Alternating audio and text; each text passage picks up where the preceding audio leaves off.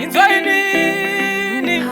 Chumwana chazo sana Ashliza chiwo alright then On to them Balanza Wabengiza mugamu sango ndivima Kuzamaini kudakuta ndipinza murimaka Ndirimo mundimaini ndiri kuzama Makata kunze wabata ndarama Korozo Kundina vamango Ini ndiri murongo Sorwaza Zoma wero Severo kuyanda hilo Korozo Kundina vamango Ini ndiri murongo Sorwaza Zoma wero Severo kuyanda hilo Oyo yabo yakauma papata Shuiro yabo kandi kwizeka makata Panino tifuma yopenyuka indabata Bangwe bo yaba chita kuiputaka Ono abandiwa kama yetini Basarabo kushandiswa na satani yeah. Abandi koni ni baba Johan Wenye no peneke Rwanda kabure ni Dangote Yorozo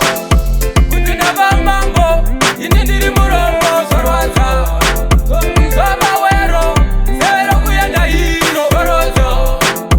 Kundina vamango Ini ndiri murongo Sorwaza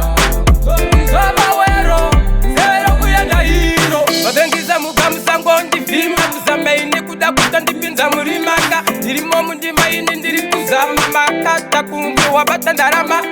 Shuiro yavo kunzi ndiverombe Manje wandinona mataini muhombe Machaita kuti ndivure hombe Hombe mtara ndoti hombe hombe Yorozo Kundina vamango Ini ndiri murongo Sorwaza Zoma wero Severo kuyanda hilo Yorozo Kundina vamango Ini ndiri murongo Sorwaza Zoma wero Severo kuyanda hilo Oyo yabo yakauma papata Shuiro yabo kandi kwizeka makata Panino tifuma yopenyuka indabata Bangwe bo yaba chita kuiputaka